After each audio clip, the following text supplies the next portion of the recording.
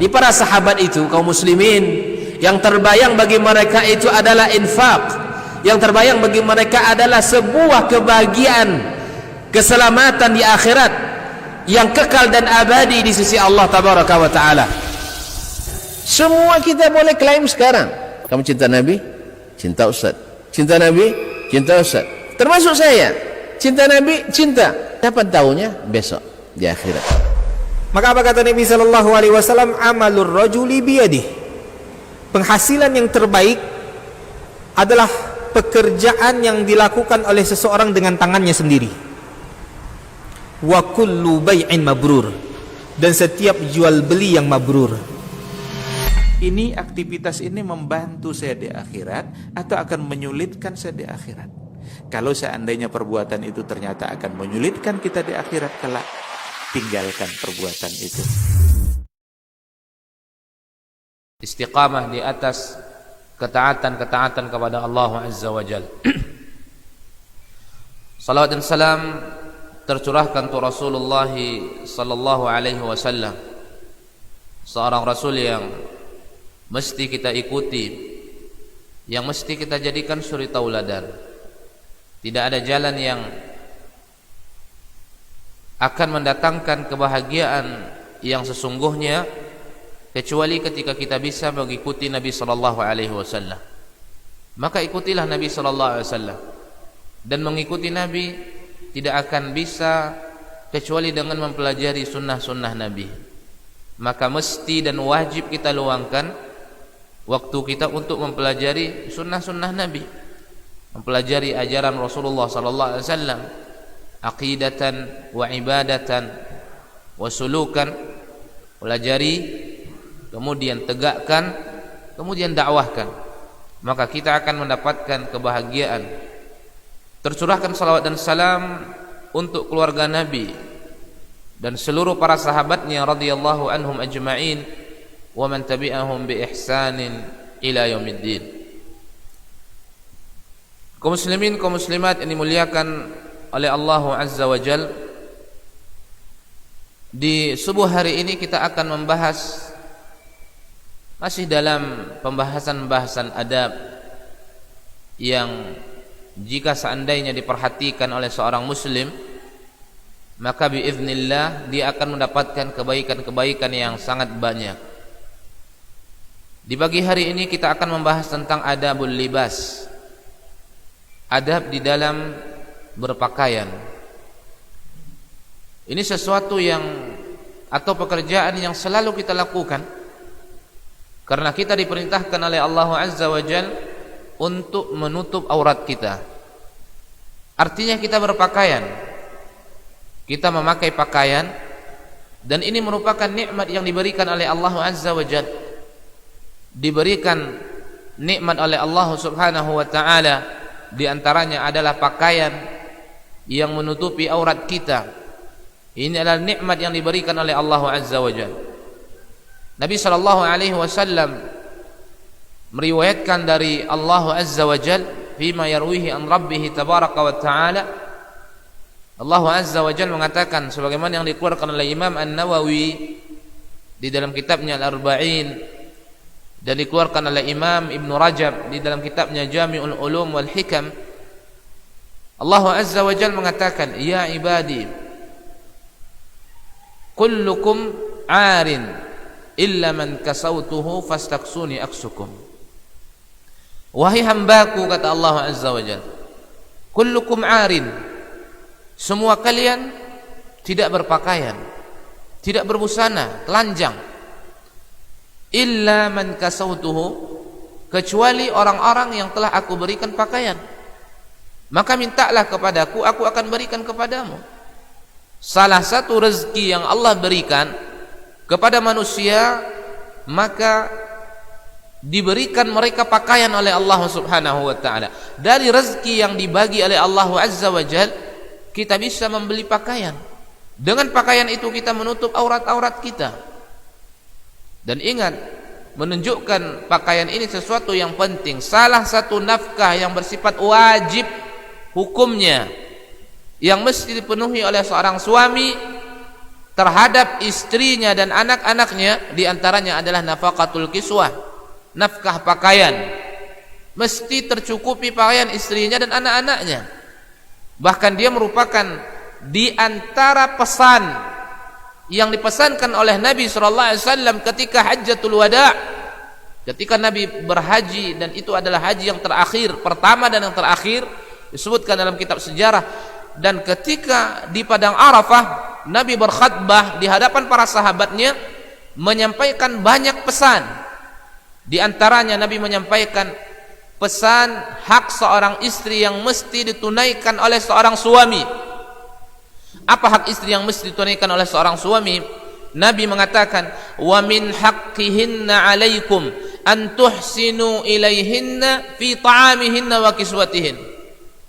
Di antara hak-hak mereka para istri atas kalian wahai suami, artinya sesuatu yang mesti disiapkan oleh suami, sesuatu yang mesti diberikan oleh suami kepada istri, an tuhsinu ilaihinna, mesti kalian cukupi untuk mereka, fi ta'amihinna, makanan-makanan mereka, wa kiswatihinna, dan pakaian-pakaian mereka.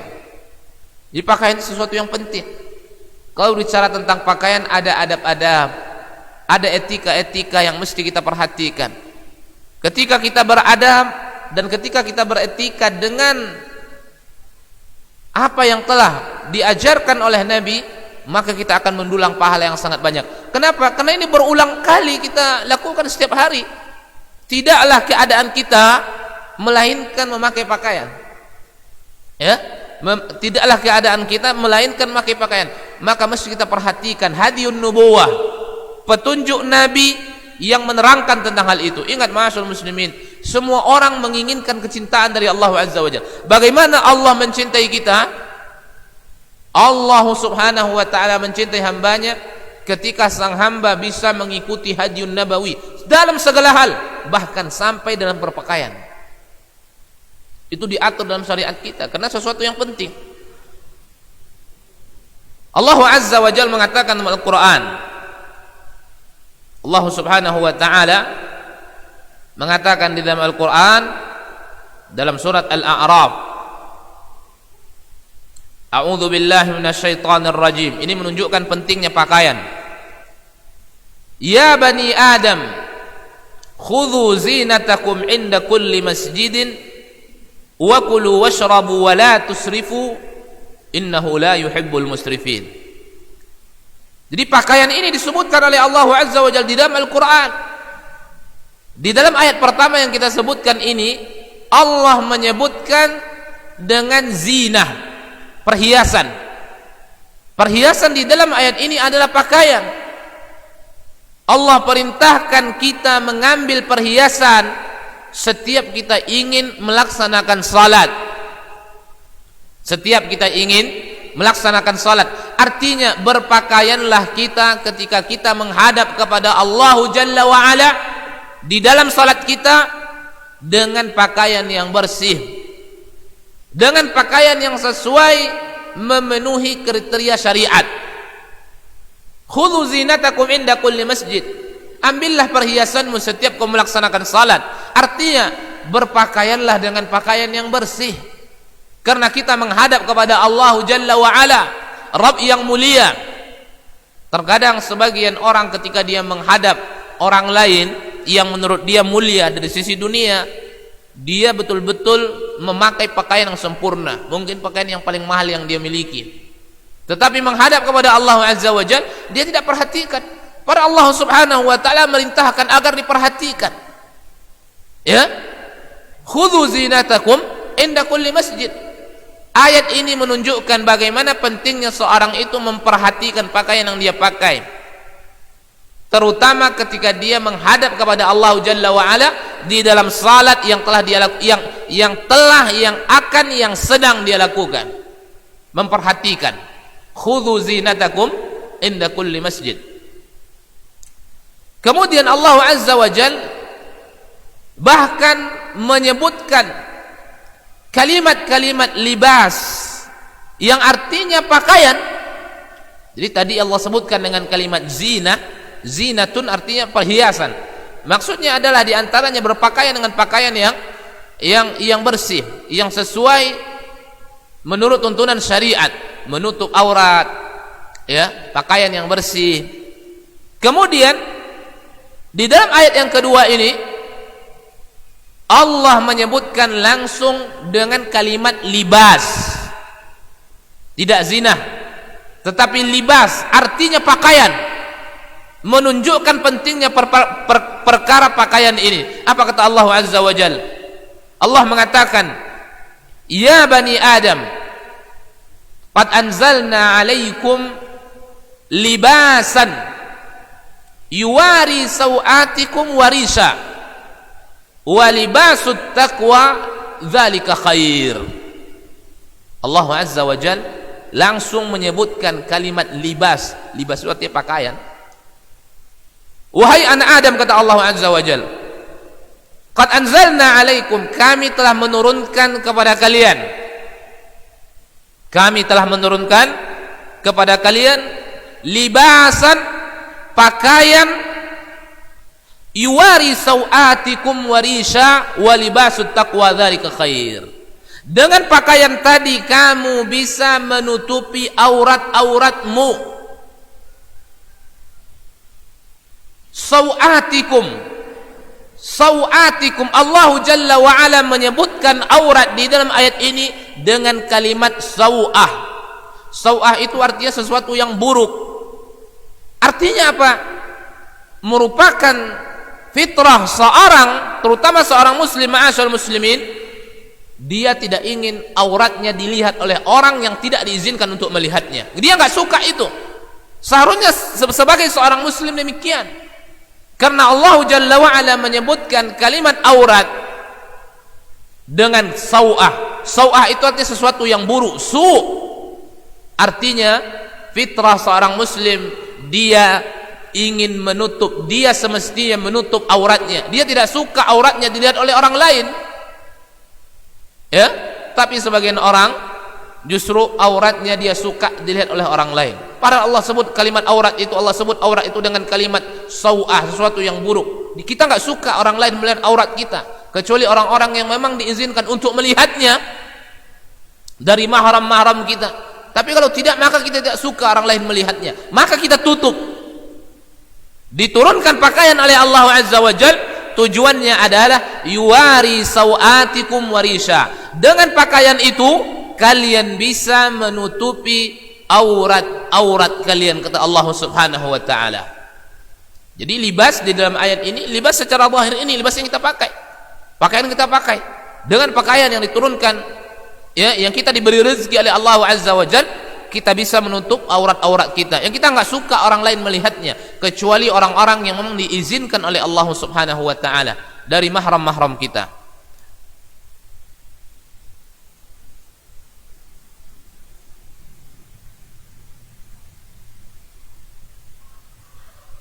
Karena perkara pakaian yang perkara yang disebutkan oleh Allah Azza wa Jal, maka ada beberapa hal yang mesti kita perhatikan di dalamnya. Kita sebutkan tadi, di antaranya ada perkara-perkara yang wajib yang mesti kita perhatikan. Kemudian ada perkara-perkara yang bersifat sunnah yang mesti kita perhatikan. Tujuan ini semua adalah agar kita mendulang pahala yang sangat banyak dari Allah Azza wa Jalla.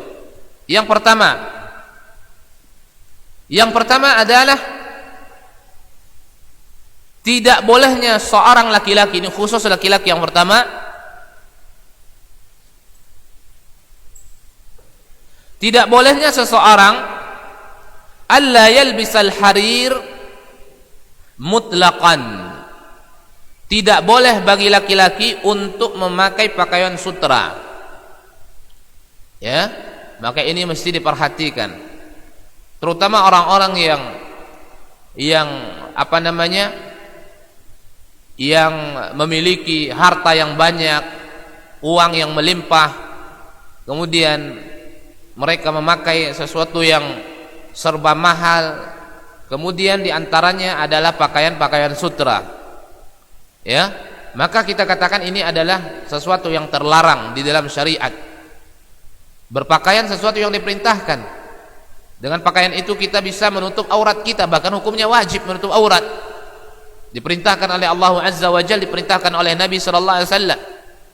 Bahkan mesti kita tutup aurat kita, karena aurat itu Allah sebut dengan kalimat-kalimat sau'ah dalam Al-Qur'an, sesuatu yang buruk, kita enggak suka orang lain melihatnya. Tetapi dalam menutup aurat, ma'asyiral muslimin, mesti kita perhatikan, terkhusus bagi laki-laki, maka mereka tidak boleh memakai pakaian sutra. Dilarang oleh Nabi sallallahu alaihi wasallam.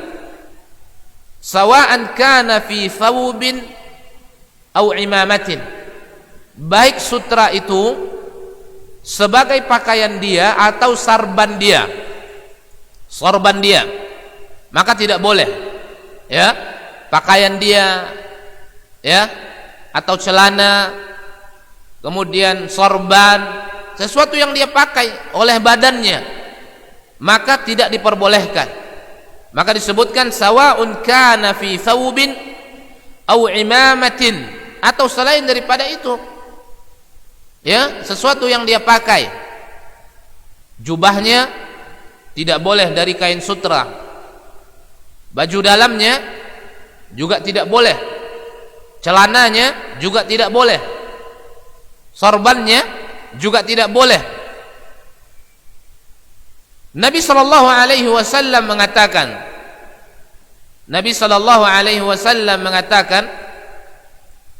disebutkan oleh salah seorang sahabat, Nabi mengatakan, man labisahu fid dunya lam yalbashu fil akhirah. Barang siapa yang memakai pakaian sutra, maka dia tidak akan memakainya di akhirat. Ini adalah kinayah, ancaman dari Nabi sallallahu alaihi wasallam bahwa dia tidak akan masuk ke dalam surga, ancamannya. Karena pakaian penduduk surga nanti di surga, pakaiannya adalah terbuat atau pakaiannya pakaian sutra. Walibasuhum fiha harir. Pakaian mereka penduduk surga adalah pakaian sutra, kata Allah Azza wa Jalla. Maka diancam oleh Nabi sallallahu alaihi wasallam, siapa yang sudah memakai pakaian sutra di dunia, maka dia tidak akan memakainya lagi di akhirat. Ini kinayah disebutkan, di antara disebutkan oleh Imam Asy-Syaukani, ya, ketika menerangkan hadis ini di dalam kitabnya, di mana Imam Asy-Syaukani mengatakan ini adalah kinayah, ya, ini adalah kinayah di mana Allah Azza wa Jalla tidak akan masukkan dia ke dalam surga. Bersifat ancaman dari Nabi sallallahu alaihi wasallam. Bersifat ancaman dari Nabi SAW. Jika sekiranya dia memiliki banyak dosa dan tidak diampuni oleh Allah Azza wa Jalla, salah satu sebab dia tidak akan masukkan ke dalam surga karena dia suka memakai pakaian yang terbuat dari sutra. Maka Nabi mengatakan, siapa yang memakai pakaian ini, yaitu pakaian sutra, dia nanti di akhirat tidak akan memakainya. Sementara pakaian penduduk surga itu adalah kain sutra pakaiannya, dan Nabi mengatakan dia tidak akan memakainya di akhirat. Artinya dia tidak masuk surga. Ini ancaman dari Nabi sallallahu alaihi wasallam. Hikmahnya kita kembalikan kepada Allah Azza wa Jalla. Kenapa kaum laki-laki dilarang oleh Nabi sallallahu alaihi wasallam, dilarang dalam syariat memakai pakaian sutra? Hikmahnya kita kembalikan kepada Allah Subhanahu wa taala. Ini adalah larangan dari Nabi sallallahu alaihi wasallam. Di dalam hadis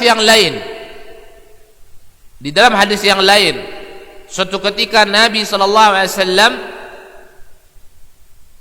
mengambil kain sutra, Nabi memegangnya dengan tangan kanannya. Jadi Nabi mengambil kain sutra, Nabi pegang dengan tangan kanannya. Kemudian Nabi ambil emas, Nabi pegang dengan tangan kirinya. Sutra faja'alahu an yaminihi. Pakaian sutra diletakkan oleh Nabi pada tangan sebelah kanan. Kemudian emas diletakkan oleh Nabi pada tangan sebelah kiri. Seraya Nabi sallallahu alaihi wasallam mengatakan dalam sebuah hadis yang dikeluarkan oleh Imam At-Tirmidzi, Nabi sallallahu alaihi wasallam mengatakan, inna hadzaini Sesungguhnya dua benda ini, kata Nabi sallallahu alaihi wasallam, sesungguhnya dua benda ini haramun ala dzukurin min ummati, diharamkan oleh Allah azza wa jalla terhadap kaum laki-laki dari umatku. Tidak boleh memakai pakaian sutra dan memakai emas, ya, bagi kaum laki-laki. Cincin sah-sah saja, nanti kita sebutkan perkara cincin itu juga disebutkan karena dia bentuk daripada zina, sesuatu yang dipakai oleh manusia. Tapi aturannya ada. Di antara aturannya tidak boleh memakai cincin yang terbuat dari emas bagi kaum laki-laki. Ya. Maka Nabi mengatakan sallallahu alaihi wasallam, dua benda ini, dua sesuatu ini diharamkan oleh Allah azza wa jalla bagi laki-laki dari umatku. Inna hadzaini haramun lidzukurin min ummati. Dua benda ini, dua sesuatu ini hukumnya haram dipakai oleh laki-laki dari umatku, maka tidak boleh, ya, diharamkan. Karena ini adalah hak wanita, ya, karena ini adalah haknya seorang wanita. Ini diantara hukum yang terpisah, ya. Dalam syariat memang tidak banyak kita dapatkan perbedaan hukum antara laki-laki dengan wanita. Tidak semuanya, ada sisi kesamaannya, perintah-perintah, larangan-larangan banyak, ya. Jadi perintah yang diperintahkan berlaku di situ bagi laki-laki, berlaku di situ bagi perempuan. Larangan yang dilarang berlaku di situ bagi laki-laki, berlaku di situ bagi perempuan. Tapi ada di antara perintah-perintah dikhususkan terkadang kepada laki-laki, terkadang kepada perempuan. Larangan dikhususkan terkadang kepada laki-laki, terkadang kepada perempuan. Nah, ini salah satu pengkhususan larangan terhadap kaum laki-laki ketika mereka memakai pakaian sutra dan memakai emas, maka tidak boleh, diharamkan, ya, diharamkan.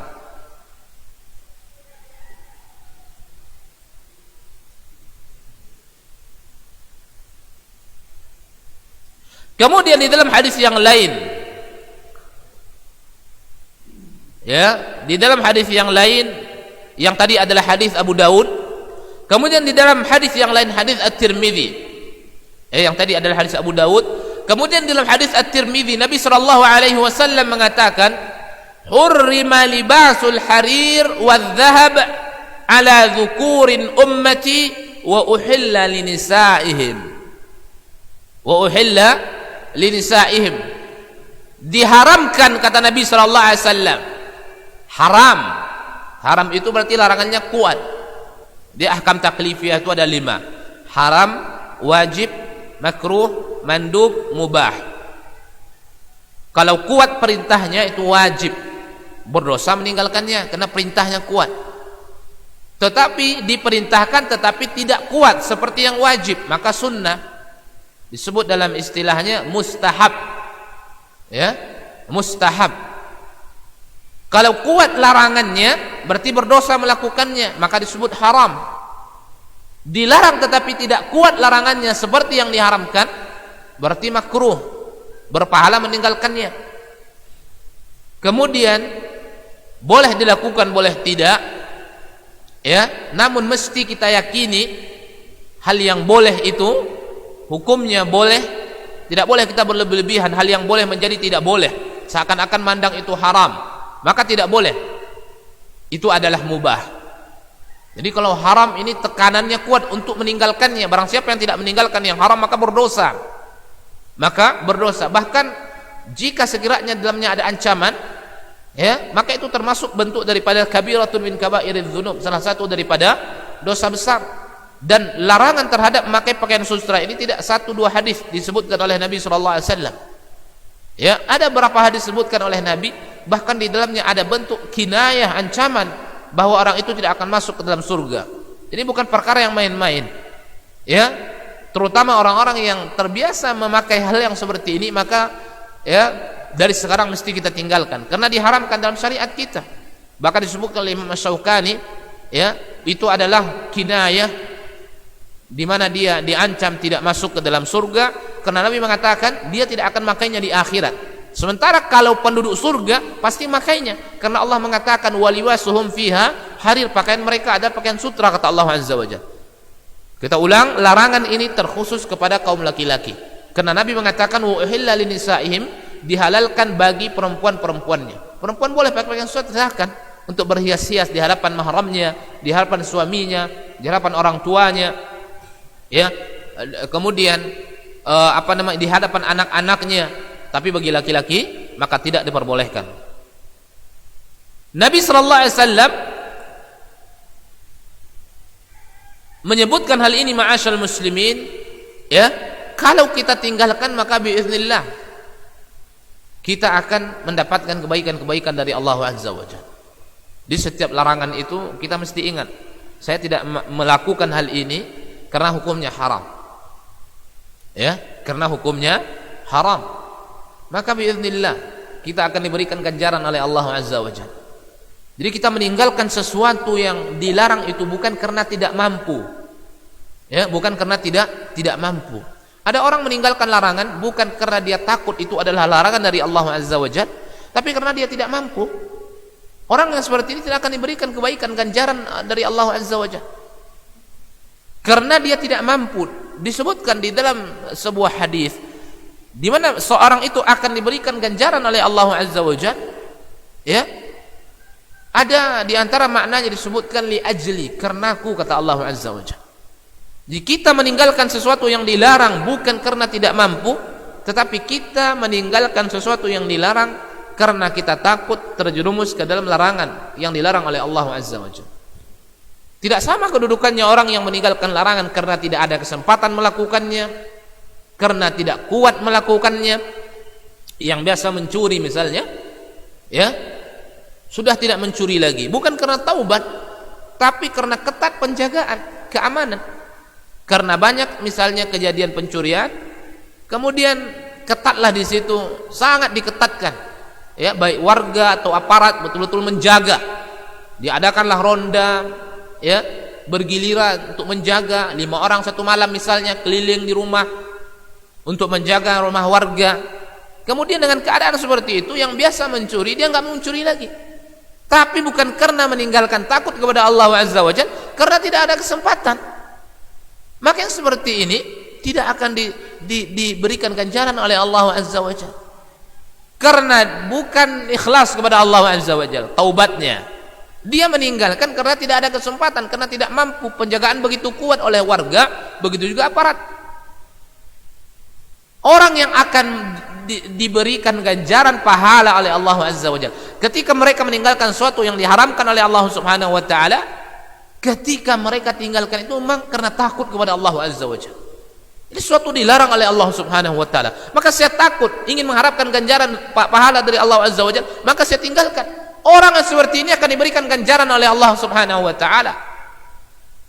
Makanya di antara syarat taubat, ya, di antaranya disebutkan an-nadamatu. Dia menyesal, tapi kalau sekedar al-iqla' saja, meninggalkan maksiat, itu belum taubat, ya.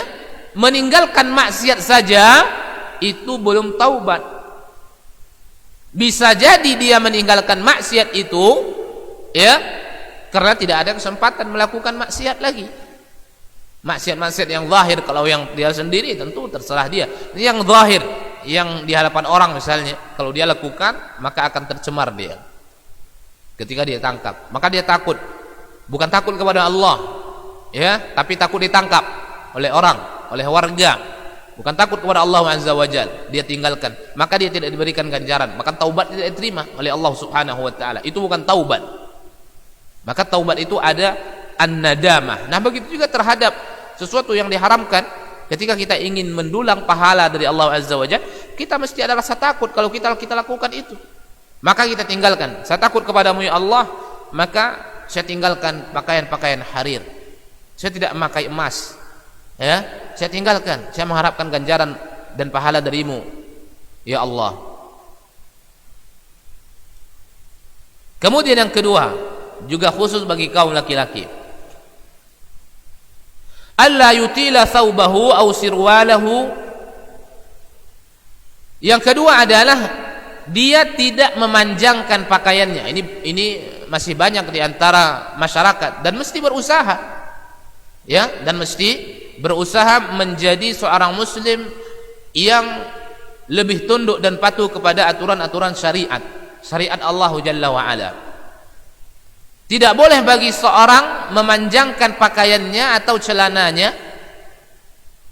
ya, atau celananya melebihi daripada mata kaki. Ini juga di antara larangan yang dilarang oleh Nabi SAW. Bentuk daripada sunnah yang mesti kita lakukan. Ya, kendati pun di dalam hukumnya berbeda pendapat para ulama. Ada sebagian mengatakan hukumnya haram, ya. Ada sebagian mengatakan hukumnya makruh. Andaikan misalnya seorang itu berpatok hukumnya makruh, kalau kita perhatikan ma'asyal muslimin, akankah kita merasa nyaman berjalan di bumi Allah Azza wa Jal, melakukan kegiatan, kesempatan yang diberikan oleh Allah Subhanahu wa ta'ala, tetapi kita melakukan sesuatu yang dimakruhkan oleh Allah Azza wa Jal secara terus menerus, ya? Seharusnya kita mengatakan, tentu saya tidak aman, karena umur Allah Azza wa Jal yang memberikan, kesempatan Allah Azza wa Jal yang memberikan, ya, kenikmatan hidup Allah Azza wa Jal yang memberikan. Seharusnya kita tidak merasa aman ketika kita berjalan dengan cara sesuatu yang dimakruhkan. Makruh itu artinya benci, kendati pun tidak sampai ke dalam perbuatan dosa. Sebagian berpendapat demikian, tapi sebagian lagi banyak juga yang mengatakan hukumnya adalah sampai kepada haram, karena di dalamnya ada ancaman juga disebutkan oleh Nabi SAW. Maka itu disebutkan tadi, andaikan misalnya sebagian berpendapat kepada suatu hukumnya adalah makruh, tak sampai kepada suatu yang diharamkan, tapi apakah seorang itu aman, ya, merasa aman? Allah telah memberikan nikmat kepada dia, berikan kesempatan kepada dia, namun dia, ya, ketika dia berkegiatan, ketika dia melakukan perbuatan, namun itu dibenci oleh Allah Subhanahu wa ta'ala karena hukumnya adalah makruh. Tentu kita katakan tidak. Makanya semestinya dan seyogyanya dalam hal ini kita juga mesti memperhatikan ma'azal muslimin, meminta petunjuk kepada Allah Azza wa Jal agar Allah Subhanahu wa ta'ala memberikan kepada kita limpahan bimbingan taufik. Dalam hal ini kita termasuk ingin mengikuti sunnah-sunnah Nabi SAW. Di dalam sebuah hadis Nabi SAW mengatakan,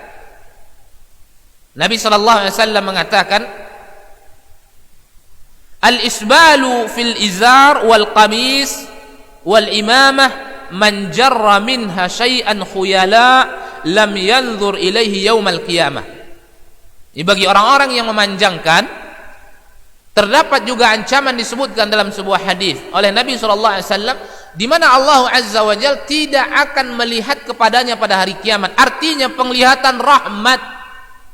Wallahi ma'asyarul muslimin, sesuatu yang kita harapkan dari Allah Azza wa Jalla, dari kita hidup di muka bumi ini sampai kita mati, sampai hari kiamat nanti, di mana Allah Azza wa Jalla yang kita inginkan dari Allah Subhanahu wa ta'ala, kita inginkan Allah Azza wa Jalla selalu melihat kepada kita dengan penglihatan rahmat. Allah limpahkan kepada kita kasih sayangnya, Allah lembutkan hati kita menerima syariatnya, Allah lembutkan hati kita menerima aturan-aturan agamanya. Ini yang kita inginkan, pandangan rahmat dari Allah Azza wa Jalla. Allah kasihani kita, Allah sayangi kita, Allah rahmati kita, Allah ampuni kita. Salah satu di antara hal yang bisa menjadikan Allah Subhanahu wa ta'ala merahmati seseorang, dalam hal ini kita mengikuti sunnah Nabi Muhammad sallallahu alaihi wasallam. Dan insyaallah tidak sulit ma'asyal muslimin, yang terlarang itu adalah menutupi semata kaki boleh, ya, semata kaki boleh. Yang dilarang oleh Nabi di dalam hadis ini kita sebutkan tadi, sebagian mengatakan hukumnya haram, sebagian mengatakan hukumnya makruh, tidak sampai kepada dosa. Namun kita sebutkan tadi, akankah kita merasa aman kendati pun itu hukumnya makruh? Allah telah memberikan kepada kita segala-galanya, bahkan nikmat pakaian pun Allah berikan kepada kita. Allah berikan kita rezeki, Allah berikan kita kehidupan, kita bebas mau kemana-mana, ya. Semestinya kita berjalan di muka bumi Allah Subhanahu wa ta'ala, kita tidak ingin, ya, melakukan sesuatu yang itu adalah hukumnya makruh kendati pun tidak sampai kepada dosa. Apalagi banyak di antara para ulama yang menyebutkan itu hukumnya adalah haram. Ya, yang menyebutkan hukumnya adalah haram berdasarkan ancaman yang telah disebutkan oleh Nabi tadi. Apa ancamannya? La yanzurullaha ilaih. Allah tidak melihat kepadanya. Apa dimaksud melihat di sini? Nazrur rahmah, penglihatan yang penuh dengan rahmat.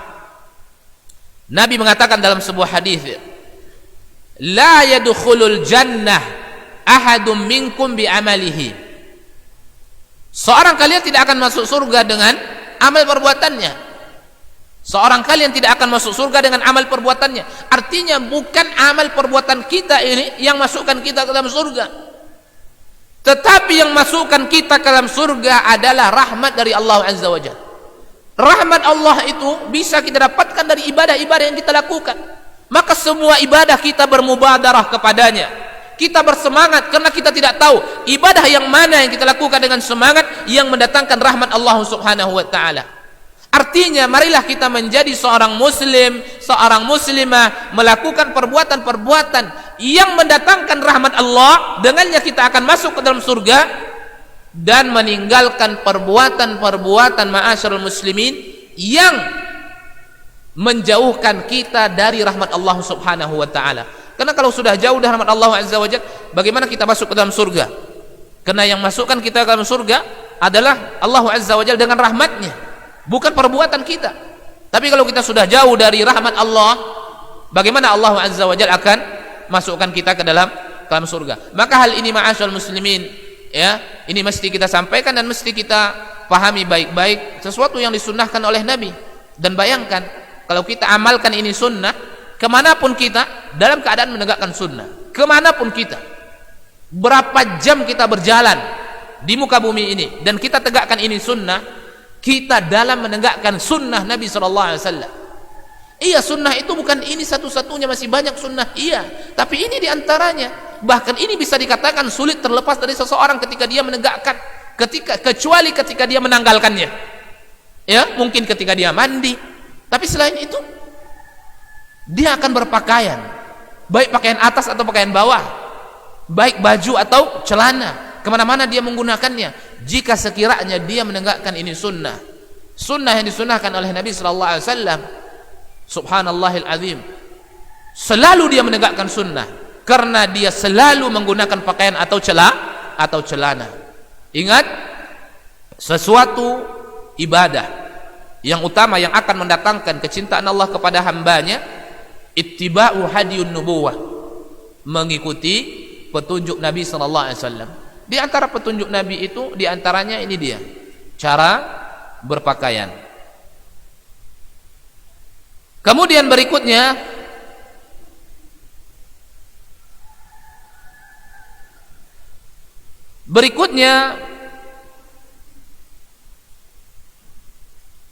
di antaranya adalah antutilal muslimah,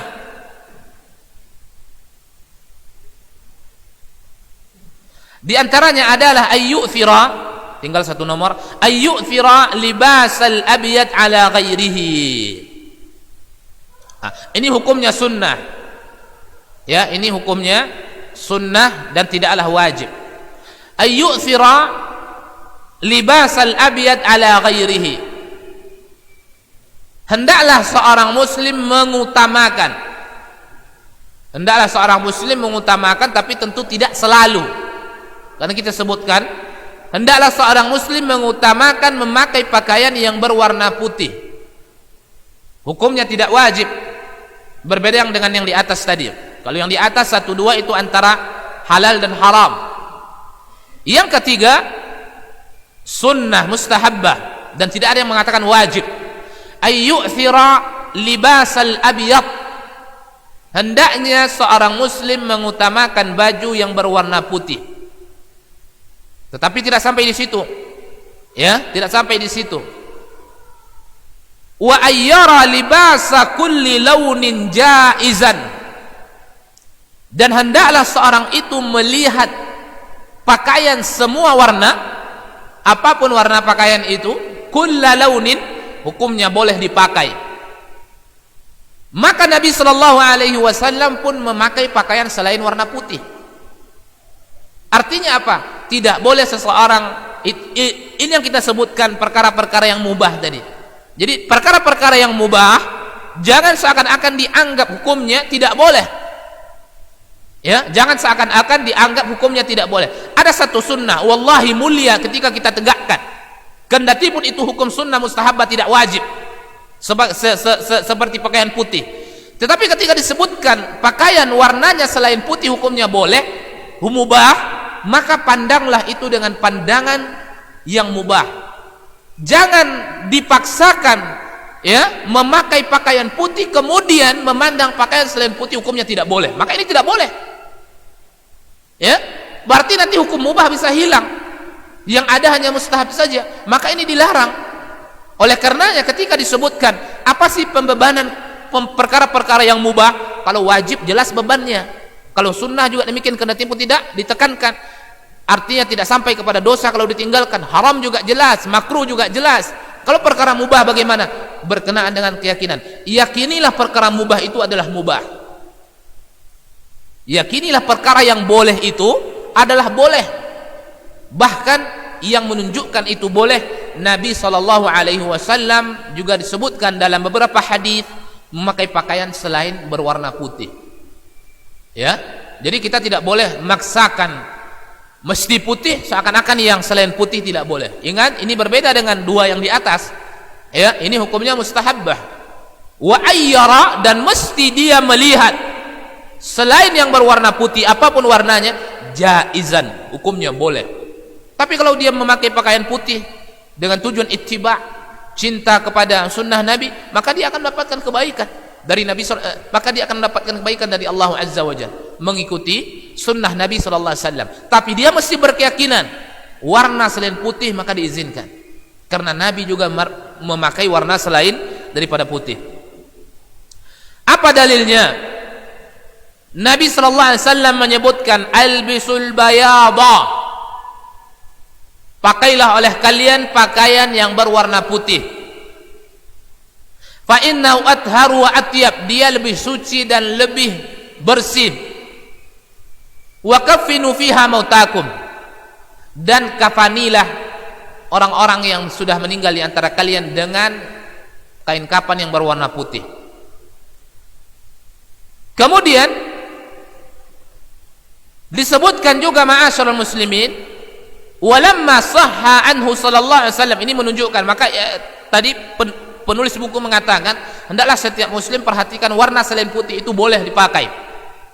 Kenapa demikian? Nabi sallallahu alaihi wasallam disebutkan oleh sahabat tentang Nabi sallallahu alaihi wasallam, ya, tentang Nabi sallallahu alaihi wasallam disebutkan oleh Bara bin Azib, salah seorang sahabat yang mulia, kana Rasulullah sallallahu alaihi wasallam marbu'an, Nabi SAW itu marbu'an, tidak tinggi dan tidak rendah, sedang. Jadi Nabi SAW sedang. Walaqad ra'aituhu fi hullatin hamra ma ra'aitu syai'an qattu ahsana min. Saya telah melihat Nabi SAW memakai pakaian warnanya merah, kata Bara bin Azib, berarti selain putih, dan aku tidak pernah melihat seorang yang lebih tampan, ya, dari lebih indah dari Nabi SAW. Dan aku tidak melihat ma ra'aitu syai'an qad ahsana min, aku tidak melihat sesuatu yang ada lebih indah dari Rasulullah SAW. Nah, berarti mesti kita yakini boleh. Ini yang kita sebutkan mubah tadi. Jadi yakini yang boleh, hukumnya boleh. Tidak boleh kita itu takalluf, membebani, ya, kendati pun ada suatu sunnah mustahabah padanya. Tapi ketika yang lain dikatakan boleh, maka kita tidak boleh membebani yang meyakini sunnah ini saja. Maka seperti itu cara kita beragama dan berkeyakinan. Ini Nabi melakukannya. Hadis Bara bin Azib, saya melihat Nabi SAW, ketika saya lihat Nabi itu tidak terlalu tinggi dan tidak terlalu rendah, dan saya melihat Nabi memakai pakaian berwarna merah, wallahi ma ra'aituhu qad syai'an qad ahsana min, aku tidak melihat seorang pun yang lebih indah dari penampilan Nabi sallallahu alaihi wasallam. Sementara ketika itu Nabi memakai pakaian berwarna merah. Kemudian disebutkan juga walamma sahha alaihi sallallahu alaihi wasallam min annahu labisa thawb al-ahdar, suatu ketika juga dilihat Nabi sallallahu alaihi wasallam memakai ya, pakaian berwarna akhdar, berwarna hijau, dipakai oleh Nabi sallallahu alaihi wasallam. Kemudian wa'tamma bil imamati sauda. Nabi ketika itu juga memakai, pernah saya lihat ya, memakai, kata sahabat, memakai sorban berwarna hitam. Jadi pernah pakaian warna merah dipakai oleh Nabi, kemudian hijau, kemudian memakai sarban yang berwarna hitam. Nah, ini menunjukkan ya, selain berwarna putih hukumnya boleh dan mesti kita yakini boleh. Kita tidak boleh membebani diri kita ya, meyakini yang mesti putih. Tidak. Tapi Nabi mengatakan albisul bayadha, pakailah yang berwarna putih, kata Nabi.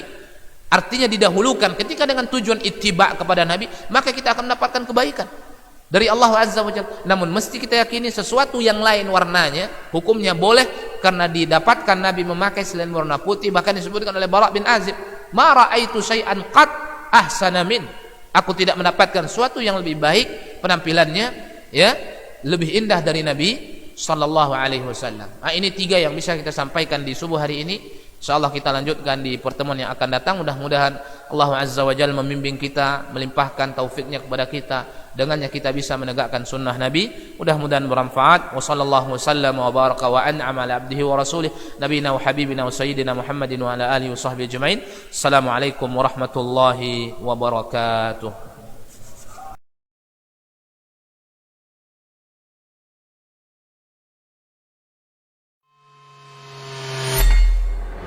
Di para sahabat itu, kaum muslimin, yang terbayang bagi mereka itu adalah infak. Yang terbayang bagi mereka adalah sebuah kebahagiaan, keselamatan di akhirat yang kekal dan abadi di sisi Allah tabaraka wa taala. Semua kita boleh klaim sekarang. Kamu cinta Nabi? Cinta Ustaz. Cinta Nabi? Cinta Ustaz. Termasuk saya. Cinta Nabi? Cinta. Kapan tahunya? Besok di akhirat. Maka apa kata Nabi sallallahu alaihi wasallam? Amalur rajuli biyadih. Penghasilan yang terbaik adalah pekerjaan yang dilakukan oleh seseorang dengan tangannya sendiri. Wa kullu bai'in mabrur. Dan setiap jual beli yang mabrur. Ini aktivitas ini membantu saya di akhirat atau akan menyulitkan saya di akhirat. Kalau seandainya perbuatan itu ternyata akan menyulitkan kita di akhirat kelak, tinggalkan perbuatan itu.